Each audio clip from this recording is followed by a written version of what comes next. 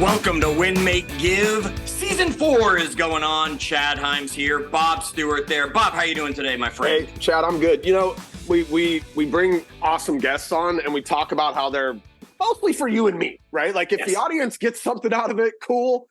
But we find guests really to help ourselves be better humans. And I love what our guest today is going to talk about. Like I think the foundation of a really strong, well, look, I think, and I don't know, but we'll let Kathryn tell us for sure. But I think the relationship grid is really around that primary relationship kind of in your home potentially, and how you kind of build on top of that. Although relationships are something we're having everywhere, right?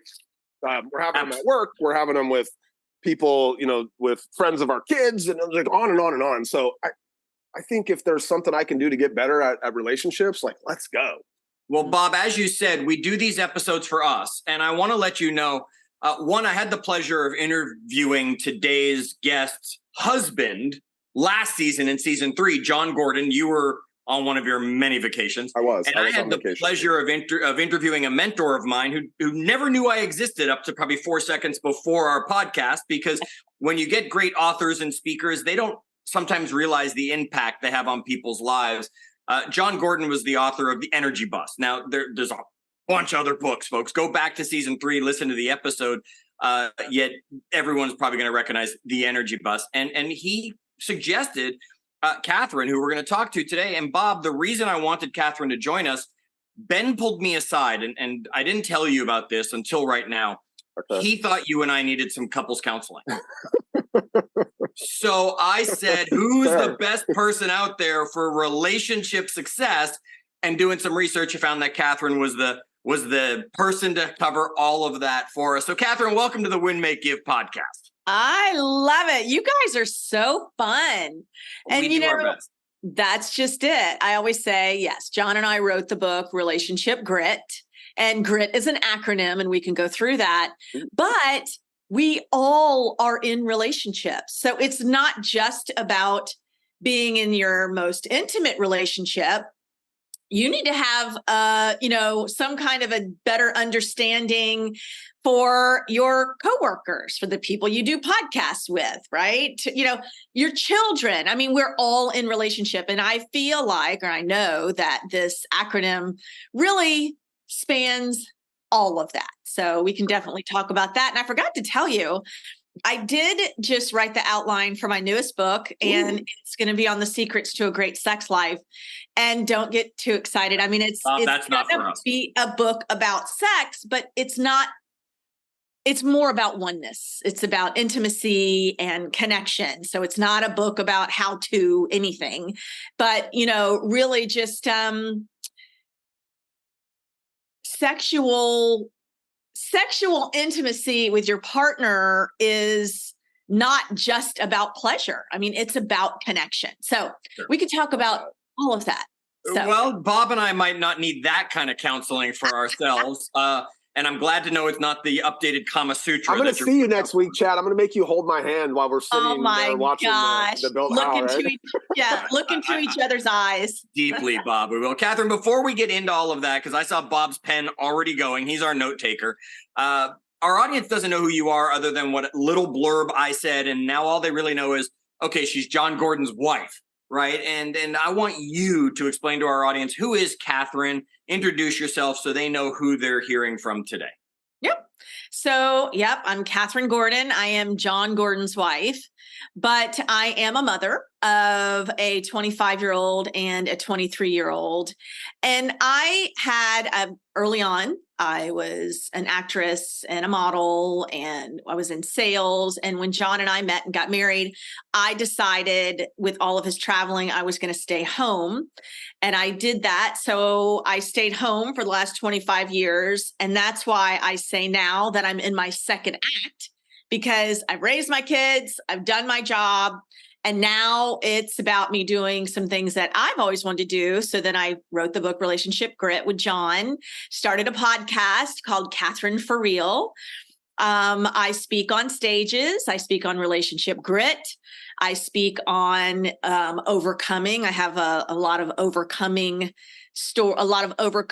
stories in my life.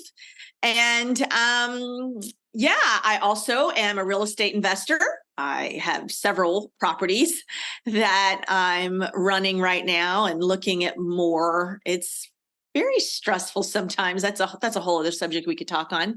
And I'm a movie producer, so I've produced some movies as well. So I'm kind of doing all kinds of things, and I'm in this stage right now of, okay, I'm working. Like, I'm actually working way more than I want to. So I've got to figure out how to simplify my life again. So how you said 23 and 25, boys, girls?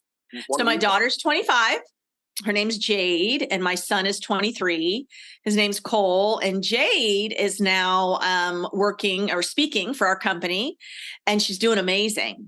So I actually just did a podcast on this because, it's so funny raising our kids. And lately I get asked a lot about parenting. How do you do this or how did you do that? Now that they see Jade as a confident adult.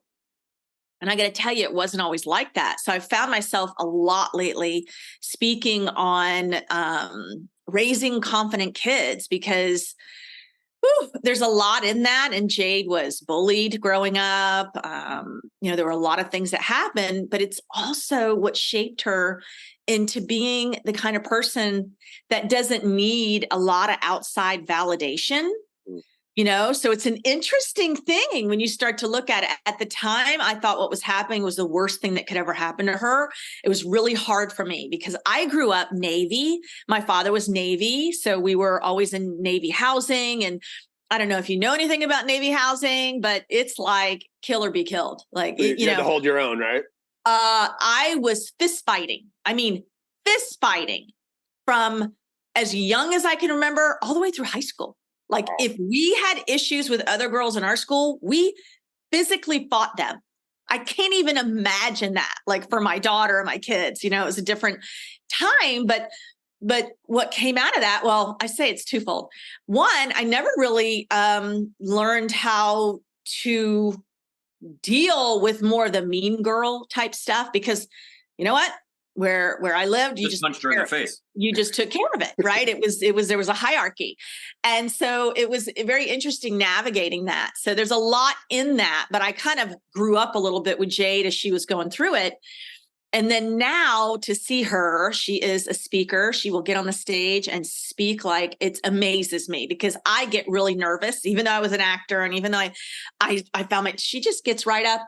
And so her dad was speaking to the Clemson football team. I hope not this year. Like they just lost a game. We're not going to talk about that. Okay, sorry. Bob.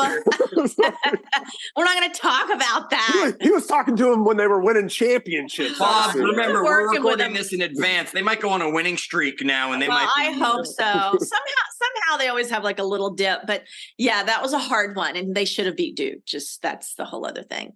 But anyway, I mean, even with my daughter, like to see her get up. So Jon said to her, "Hey, you're going to go speak to the baseball team." And she was like, "What?" Because they're her peers.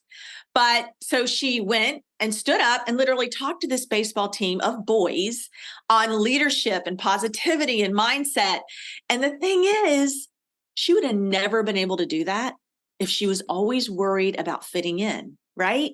Yeah. So it's this very interesting thing. So I don't know how we got off on that tangent, but I asked you about the kids because who am I? Yes. Well, okay. I asked you about your children because I have I have two boys and they're 2 years apart. And so whenever I hear, oh, hey, like I'm interested, we could probably spend. How old are they? How old are they? Right now they're 7 and 6. So they're like technically 18 months apart, but just took the second graders started school today. One of them, the 6-year-old, he's going into kindergarten. So he'll be next week he'll start, but I don't know, it's hard. Like raising kids is hard. It is hard. So I just did a podcast on that. So I'm going to share with you what I shared with some others, because I think it is important, and especially important if you have kids that are that age. And the first thing that I always tell people, if you're not doing it already, have family meetings. Okay. So every week we would sit down and have a family meeting. And I'm going to tell you something. It was hard. It's not like we went family meeting and everybody was like, oh, yeah. I mean, it was, right. And sometimes it was me going, I got stuff to do. But I got to tell you, so Jon would sit down and he would read rather some kind of scripture, if that's your thing, or just something motivational, something, that he had read or seen that was motivational. And then we'd kind of just start talking. And somehow it never, ever failed that the kids would end up sharing something that was going on with them. It was just such a time of connection. And so we also did something, and we came up with a family mission statement. So I always tell people, have family meetings, come up with a family mission statement. And it's something you'll use for the rest of your lives. It's your family mission statement. So the Gordons love and honor God in all that they do. So if my son was caught doing something that he shouldn't have been doing, or my daughter was, whatever she was doing, okay, we'll just say, is that loving and serving God in all that you do? No, right? So we kind of get back to that. So family meetings, having a mission statement, and something so simple that it's easy to think that it doesn't matter, but it does. And that is when they walk in the room or walk in the door from school or get off that bus, light up like, oh my gosh, I'm so like, it's the best thing to see you today. My kids, I did it forever and I didn't think anything of it. I just did it. And my kids will say now as adults, that always made them feel so special and so loved. So it's a basic thing. And there's a lot more, but those are three of my tips. I love that light up. Like my wife is so good at it's almost to me, like, I'm like, okay, it's a little bit overboard. She's cheesy and the kisses on the face. But they come in the house looking for their mom now. And they expect that kind of light up. And the other thing I love, my wife has this philosophy of like, right before they go to bed and right when they wake up in the morning are two times when we just want to love on them, because it makes them feel like their house is a special place, and their bedroom where they go to sleep at night and recharge is full of love, so I don't know. So Bob, I love that you just said that, because that's another one of my tips. Make sure that your house is the safe place. Yeah. That is always where they feel safe. And here's another thing. You got another thing right.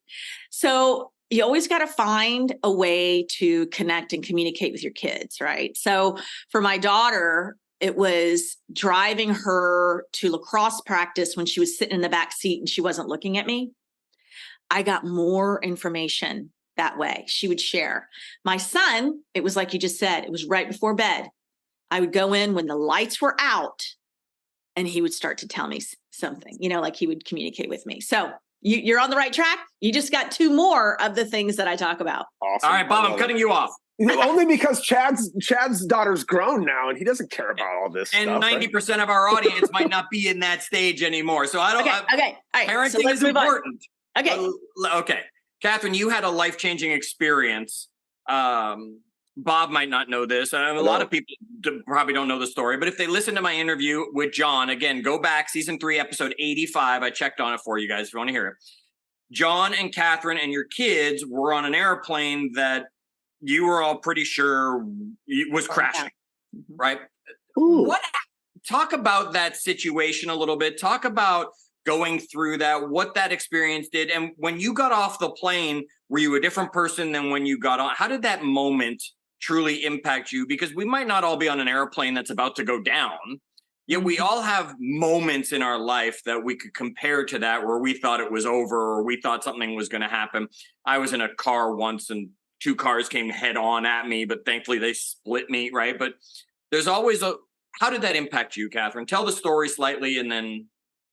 Well, we were on a plane leaving LA and we were just starting to climb. And then all of a sudden, it was dropping. And the pilot came on and said, we have to make an emergency landing. There will be ambulance on the ground, Everybody buckle up, hold on, put your head between your knees. It was terrifying. Now, what Jon may not have shared with you is that I was terrified to fly as it was. Like, it's the weirdest thing. My father was a naval aviator, flew his whole life. I used to fly all the time before I had children. For some reason, after I had my kids, I had extreme anxiety. I mean, bet even more so when it was two of you guys on the plane at the same time, right? Like that's even more. Yes. My wife, the same thing with Erin. Yeah. I mean, so much so that I finally just said, I'm not flying with you for a while. Like, you go do your thing. And that's why I'm so glad to be over all that part again. It was hard. But I mean, I was already somebody who hated to fly and so I couldn't even speak. I remember Cole, he tells the story. I hear John was speaking to Cole. I was like, I literally, my eyes were wide open. So I would love to tell you that at that moment, my everything changed. And I was like, no, I was absolutely petrified.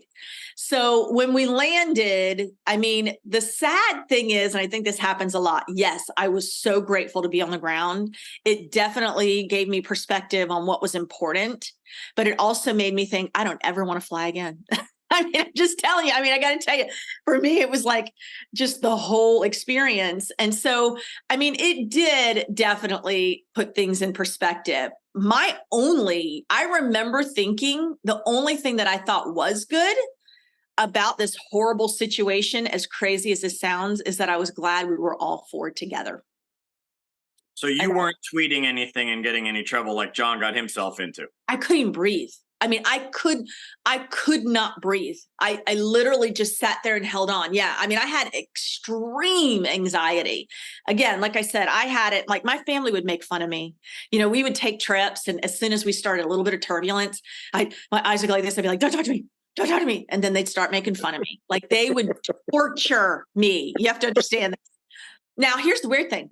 I have no anxiety flying anymore. I love to fly. I just got back from Europe. When it's bumpy, I cannot explain it. Everything just went away after my kids. So it obviously had something to do, I think, with me being worried about leaving, but I didn't think that. I kept trying to like rationalize myself out of it. So I always hear funny stories about parents going on separate flights so that if something happened, at least one's there for the kids and one takes one kid if they have to all fly. It never made sense. My parents, we all just got on the plane, had a grand old time. I'm sure it has nothing to do with that. Honestly, I did do that. I didn't do it all the time. And there were times, so obviously Jon and I flew together, but anytime I could fly without him, I would, because I was afraid that I didn't want to leave my kids without their parents. So yeah, I mean, and then that goes to the thing, like, you know, you can't protect them from everything, right? Like I just took a trip to Europe with my daughter, Jade. She had called us and said, Mom, Dad, I'm going to Europe. And we were like, what? So she ends up going through this like 10 city itinerary, but she's going by herself. So I mute the phone. I look at Jon. I go, looks like I'm going to Europe. And so why was I going to Europe? Not really because I felt like going to Europe. I mean, it was in the middle of the craziest, busiest time we had, but because I thought I somehow was going to protect her because she was going alone. So what I ended up finding was, guess what? She was going to be fine with or without me. I mean, it was still, I left her halfway in the trip because it was brutal. I mean, it sounds great, European trip, but you know, she was doing it on a 25-year-old's schedule. I was along for the ride. No, she had actually booked like through her American Express points, anywhere from a 3 to 5-star hotel. They weren't 5-star. I'm just telling you right now. They were 5-star for Europe. They weren't 5-star for weekends. Right. So, but the price point was, I'm like, yeah, you're not going to, that's not a 4 season. So, but anyway, she ended up going on to the rest of the trip for herself. So we can't control everything, but I sure did try. Okay, good. So let's get into this relationship grit, right? Mm-hmm. Let's jump into helping everybody out there because as I told you at the beginning, we got a lot of entrepreneurs who are our listeners. Not everybody is, but a lot of them are, which means work is really taking a lot of their time. They have coworkers and teams and employees. Then they have family at home, some of them of different levels. Let's break down this acronym of grit. Let's help Bob and I have a better relationship. Let's help our audience. Take it away, Kathryn. Where should we start? I'm going to help you guys have grit in your relationship. Okay, so... And yes, anybody listening that if you're an entrepreneur, you have people who work under you, with you, you are married or in a relationship, it applies to all of it. And so the first letter of grit is G, and the G stands for God. You have to bring God into your relationship. Okay. And when I say this, and I speak to all different crowds, not everybody is on board with that. And so at that point, I say, think about 12-step programs. They still have a higher power. You have to believe in something, bigger than yourself. And so whatever it is for you, it might be a higher power. I call it God, but you have to bring God into your relationship. And there's a little thing with that. Jon and I went through a kind of a rough spot in our relationship. It's in our book. And I was going to leave him. And he fought really hard for us to stay together. And so he was on a plane. He was talking to this guy and had shared with him these things that had happened and why his wife was leaving. And the guy had said to him, something similar happened in my own relationship. I recommend that you come up with a prayer. So Jon ended up coming up with a prayer that we would say every night. Now, mind you, when he first started this, I was not about to say it, but do you want me to share the prayer with you? Sure. If you're willing to, we'd love to hear it. Yeah, I'd love to share it. And I'm just telling you now, anybody, take my prayer. I have it posted on my Instagram. It's on my Facebook. Take my prayer or use some of it, or use it as a guide. But this is it. God, we invite you into our marriage and family to love us, to heal us, to unite us, to strengthen us, so we can grow strong together and serve you together and raise children that glorify and honor you. Can I ask you a question about? And look, maybe the other three would deal in this. I don't know. I haven't heard them yet. Is the concept there to give us like an equal set of values? Like what is the premise of that? Like, I mean, I get it and I understand, I think, but like, is it kind of grounded in the idea that we have common beliefs? Yes, it's so important. Yes. And so this is interesting. There was a Gallup research poll that just came out that couples who pray together are 99% more likely to stay together. Now, what was interesting is that couples who went to church together or synagogue, in any institution, there were no difference in the percentage of couples that stayed together or not, but praying together. So ongoing praying. And what do I think that is? Obviously, yes, there's morals, there's values, there's something that you two believe in together. I can tell you, so Jon was not always a Christian. Jon's actually Jewish. And so we honor that part of him for sure. And it was through some crazy series of events that he became a Christian. I didn't push him to do that. I was raised Catholic, but, with a bunch of alcoholics. So, there was no pushing there, but I started to see a huge difference in him. Why? Because all of a sudden, when there's that moral foundation, right, you're operating from a different place. And so it's like that in your relationship and that prayer, when you continue to say that prayer together, right, it continues to bond you and keep you connected. I love that. Now I have more in common with Jon than I ever knew, because my mom's going to be listening to this episode and not the happiest woman in the world maybe listening to it, but I too was raised Jewish.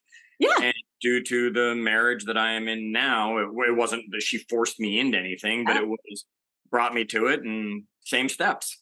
So. It is interesting because Jon has taught me more about Jesus than I ever knew as a Christian. So and by the way, he was exposed to Jesus by a Buddhist energy healer. So kind of fascinating. Okay. So that's the G, bring God into your relationship. Okay. All right. And then the next letter is R, which stands for resolve. You have to resolve to work on your marriage. So many times now, people just want to give up. I'm out. It's so easy, with the swipe left, swipe right, and the social media. There's so much going on. It's so easy to just think you can just dispose of it, like the grass is greener on the other side. But no, the grass is greener where you water it. So you got to resolve to stay in your relationship and work things out. Is that? Because guess what? What'd you say? Go ahead. Finish your thought. No, but I mean, I can't tell you. I personally have several friends who have decided to leave their marriages because it seemed like things were great, you know, or something was glamorous or something was exciting with this guy at their office. And every single one of them, except one, is alone now. Like, you did all of that. You broke up your family. Why? Because you didn't want to because it wasn't exciting anymore. So now listen, when I say this, I'm not saying everybody should stay in their relationship. I'm not saying if somebody is abusive, you're being mentally, physically, or emotionally abused. I'm not talking about that, but I'm talking about if you're just bickering or, you know, you're not happy right now because things aren't exciting, work on your relationship, like work on yourself and work on your relationship. I mean, work on yourself. That's a really, really smart comment. I mean, most of our unhappiness isn't caused by the person who sits on the other side of the couch at night, right? Yep. Do you think, like, can I just in my head say, all right, I'm resolving to work on my marriage, or do I need to actually like do certain things? Like, you know, because I could say, look, my wife and I, we're going to work on this marriage. Or I could say, you know, we sit down every Sunday and plan out what our week looks like. We have date nights on Thursday. We spend, you know, every dinner, 4 out of 5 days a week, we do dinner around the table with the boys. Like, these are things that we've kind of learned are helping us stay closer as a family. And we've like purposely set out to do those things because we realized we needed to work on it. But like, can it just be a flip switch, or do I have to actually like work on it? Well, that depends. First of all, bravo to you, because what you're doing, you are laying such a strong foundation. And I'm telling you, I have both been divorced before, so we learned we're doing it right. The first, right. So maybe that's it. But when you develop that strong foundation, like you're talking about, it doesn't mean you're not going to have issues. Like there's going to be issues that happen with your kids and your wife. But when you have that strong, it's so much easier. It's so much easier than if you're just on a branch, right? Because it's going to break. But when you're here and you've got some things, you've got that solid base. So I think that's fantastic. And to answer your question, do you just decide? Well, I mean, I guess that's how it starts, maybe, Kathryn. Like you make I was going to say, like, you know, like, okay, say something comes up and there's something that just like, oh my God, just really bothers you, like that, or something that bothers your wife. And it just bothers her and you cannot figure out why it bothers her so much. Maybe one day you just decide, you know what? I don't know why she thinks it's a big deal, but okay, fine. I'll put the trash on the left-hand side. You know, like, it's little things, because a lot of times that's really what it is. Most of the time, it's little things. It's a bunch of little things that add up to something big. And maybe it's because my wife and I got married later in life, and you tend, like, I don't know, we both spent plenty of time in our 20s seeing what the grass was like on the other side or whatever, right? Even into my 30s. And I kind of realized, like, you know, maybe I've learned the grass is green where you water it. I don't know. Maybe I'm just in a really good spot in our marriage that I know that it looks really great out there, but it's not as good as it looks, right? It's probably, like you said, with a lot of your friends, it's lonely out there is what it really is. Yeah. And that was me too. I mean, I was 28 by the time I met Jon. Jon's 4 years younger than me. And I had, you know, done it all. I dated all the professional wrestlers and I dated Lucas Leonard. Don't get Bob on that now. Oh, I dated Barry Windham. Yeah, Barry Windham. I used to love that guy. Yes. Oh, I had the time of my life. And so by the time I met Jon, I just wanted connection. So love. So yeah, I wasn't so apt to take off and do anything, but yeah. And sometimes it takes spinning through. I don't recommend it. You know, I'm sure there's a lot of things that weren't good about you getting divorced the first time, but you know what? So it happens and you might have married the wrong person or whatever it was. But if you can learn from that and carry it into your next relationship, then that's a good thing. All right. We got God, we got resolve. What's You're so good. You're keeping us on track. We need you in our lives. That's my job. Bob asks crazy questions. I keep us focused. That's good. Okay. So the I is invest. And Bob, this is going to kind of lead into a little bit about what you were asking about resolve, because you have to invest in your relationship. You know, it's so easy to just think they're there. Let's face it, you're dealing with people at work. You have to invest time into them. You're investing time into your kids. You invest time into your buddies. But, normally your spouse is just there. And so it's about making that decision or, putting in the effort to say, I'm going to invest. I also think about it like this, right? You don't just go, oh, I'm going to be fit and healthy. You have to work at it. You have to eat healthy. You have to go to the gym. There's things you have to do to be able to be fit. Chad, did you tell her to add that part in here? No, Bob, that's all on her. I did not plant that one. No. Chad's always harassing me about getting fit and healthy. And so I feel like he primes the guests to come in here and that's so great. Well, no, it's the truth. I mean, you have to make that commitment. You can't, it just doesn't happen. Right. And it's the same with your relationship. And so there's a study by Jon Gordon, the Gottman Institute, that couples who invest small amounts of time together, and here's another percentage, I don't want to confuse you, but they're 85% more likely to stay together. And so I've got to figure out how to actually share that to explain the 99% and the 85%. But basically it's small investments. It's not these huge undertakings of sacrifice, but just little things. Here's an example. As you know, my husband travels all the time and he speaks all the time. And so I will be in the middle of doing something. It never fails. It could be, and by the way, I fix everything in my house. I'm the one that's like the engineer. I get the bugs in the house. I do all that. What? And you kill the spiders? I kill the spider. I mean, I actually just have a video. If you go look at my daughter's Instagram, I was killing spiders last night in our rental. Hilarious. John and my daughter are sitting on the sofa going, Mom, get that. So I have to go kill the spider. So another thing I have in common with John. Oh, so there you go. Really? It must be a Jewish thing. It's got to be a Chad? Jewish That's thing. hilarious. Oh yeah, Nita's the bug killer around our house. Yeah. That's so funny. Yeah. And so, but anyway, oh my gosh, where was I? I was just saying, help me. Little thing you do, those little things. Right. So I will be in the middle of doing something. It used to be like washing the dog, whatever it was. And I would hear John, honey. I'm like, I knew what he wanted.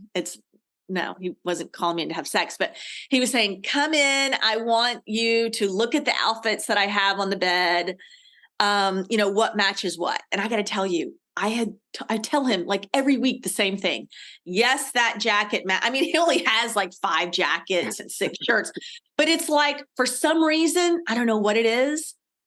It means everything to him. Like he loves it when I come in and pick out, okay, here's the speaking events I have. Here's what I'm playing. Great. That you wear that to that one. Small investment. I mean, Kathryn, it's because when he gets up on stage and he gets the chance to speak, he knows you were involved in that. I do the same thing. I make Nita pick my outfits for when I go up the road to speak, because then when people say, hey, you look good today, except my wife dressed me, right? It's that proud moment. That's what John's doing in there. Yeah. And it's, so but for me, it's annoying because I'm like, seriously, how many, but I don't say, because I realize like, okay, this is a small investment that I can do that makes a really big investment in the relationship. You know what I'm hearing, Bob? I'm hearing with these small investments, I'm hearing compound interest. Yep. Right? It's not make that one huge deposit into your 401k or something like that. It's make those little deposits regularly, because the compound interest will end up winning that game in the long run. That's so good. Like the last time I checked, I think it was, they had said, and that's Jon Gordon Institute again for relationships, 5 positive interactions to 1 negative. So that could also I just read that somewhere yesterday. Yeah. It's like I've read some of the Gottman stuff, and which my wife and I, by the way, at the beginning of our relationship, like read the love languages and really, spent time and you gotta read Relationship Grit. I can't believe you haven't read Relationship. It didn't show up here at the house. I need to figure it out. Bestseller. We gotta send you one. Let's get it. I'm all over it. But yeah.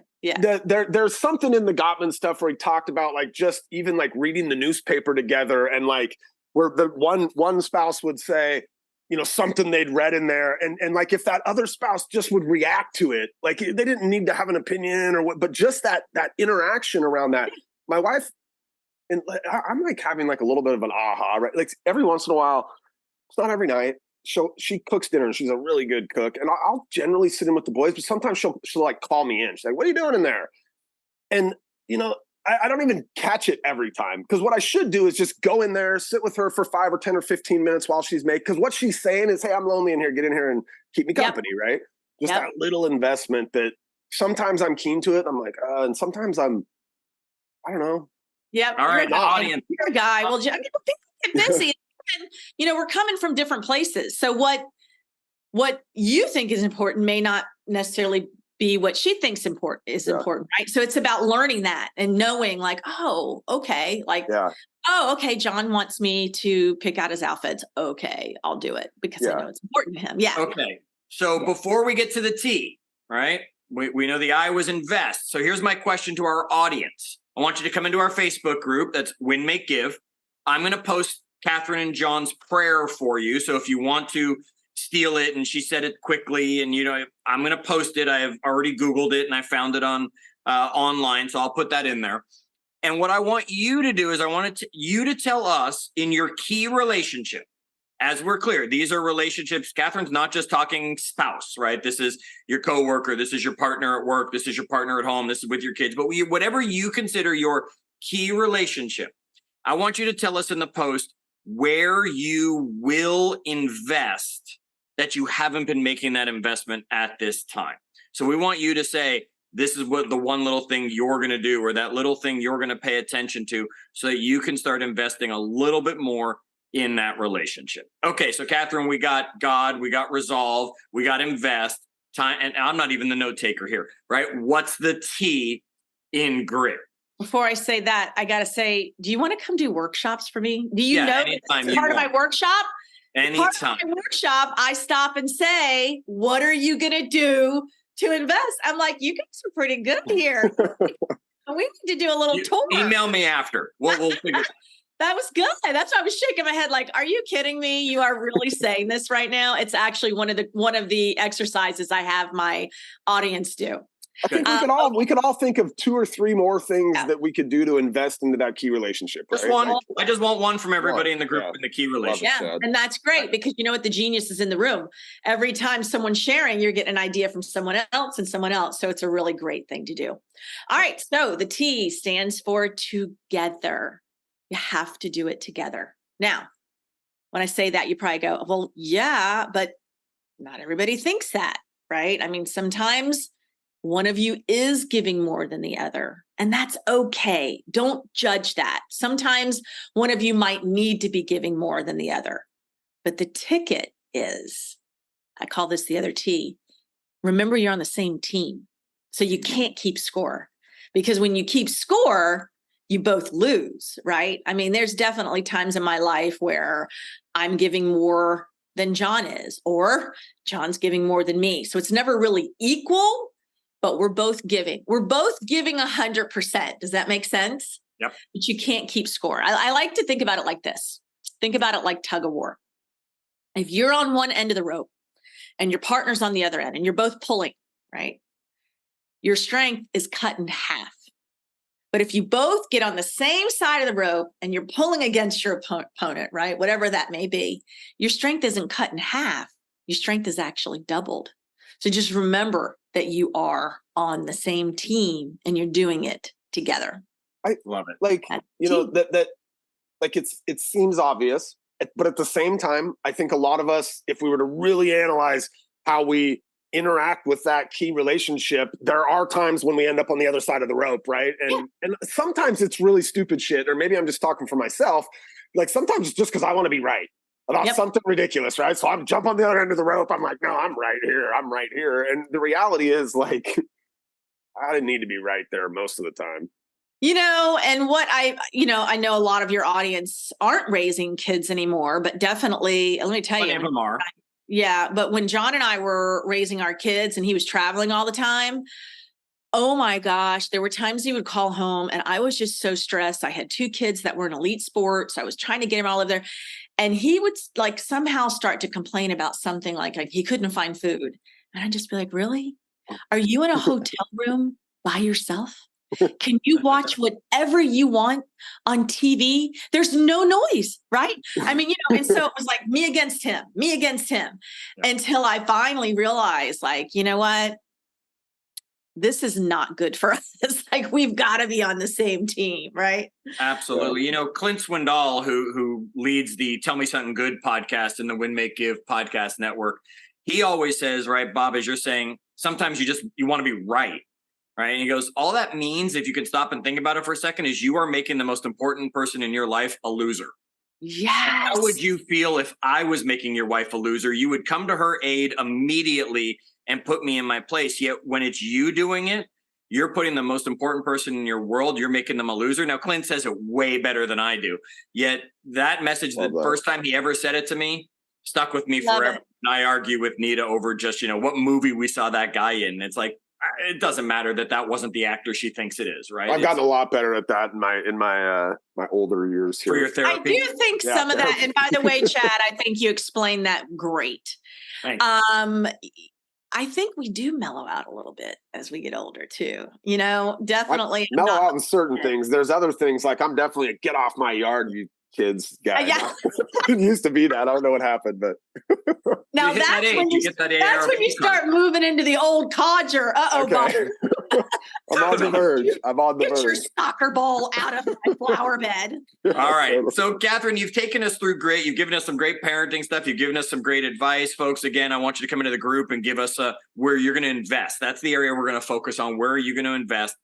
Here's what I'm going to give us: one last thought, one last takeaway. I don't care if you repeat something you've already said or if there's just something else on your heart that you are called to share with our audience. Let's wrap this episode up and hear one last thing from Kathryn.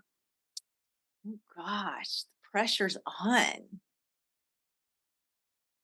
Well, that all relationships are rooted in the 4 C's, and I'll just name them off real quick. Okay. You have to communicate. Got it. You have to connect. Obviously. And you can't connect unless you're communicating. And you have to commit to the relationship. And the 4 C's show you care.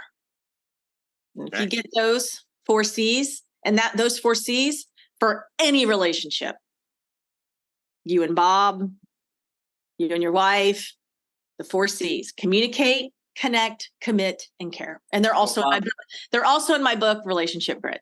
Of course. Bob, I was going to say, I think we communicate pretty well. Yeah. I think we connect pretty well over the things that we need to. Right? I might back on a commitment or two to you every now and then. Yeah, you do back out on a commitment or two. But when I see you next time live, Bob, I'm going to show you I care, and I'm going to just give you one of those giant hugs. I don't care who you're in the middle of conversation. I'm just interrupting and attacking you with a giant. Love it. Big bear hugs from Chad when I see him next I got one more thing I want to share. I just realized. Yeah. Okay, this go. is one of my most important things. I just realized this. Make sure that the best thing that your partner hears about themselves comes from you. Right? I mean, for a long time, I would get in groups and we'd all badmouth our husbands. And finally, started realizing, like, no, I don't need to be bad-mouthing him to others, and I don't need to be bad-mouthing him to him. So that's awesome. Love that as a last message. Kathryn, our audience, obviously, they're going to go get Relationship Grit. Folks, the link to the book will be right in the show notes for you if you want to just easily get it. You can also just search for it on Amazon. Of course, you'll find many books from Jon, and then you'll find this really one powerful one that his wife wrote with him, which means so much more. Kathryn, how else could they get a hold of you, or where could they follow you and stuff if they want to learn more and stay in touch with you? Yeah, my website's kathrynforreal.com, which is also the name of my podcast. And if you buy, by the way, Relationship Grit, and you go to relationshipgritbook.com, I have a free action plan that honestly is like a marriage course. It's amazing. Honestly, I really should turn it into a course and charge for it, but I just haven't. Right now it's free, but there's all kinds of great things, great exercises, things you can just pull out. You can go through the whole thing together if you wanted to. So that's a free resource. And I'm on Instagram at Kathryn Gordon, and I'm on Facebook, Kathryn Carol Gordon. Perfect. Kathryn, we really appreciate you taking the time and sharing so many powerful, powerful lessons with us here today. Looking forward to getting our copies of the book and getting that read and working through that and maybe writing our family prayer, whatever that's going to be for my wife and I each and every night. I know many of our audience will take on a lot of the things you shared today to improve the relationships. We appreciate that. We're going to let you get back to your relationship with Jon that we've taken you away from for this time. Folks, you know where to find Bob and I. You're going to find us in the Facebook group. You're going to find us in, well, any place. We've given you our phone numbers if you need to text us or anything like that. We look forward to being here to continue to help you. And until our next episode, as always, do good.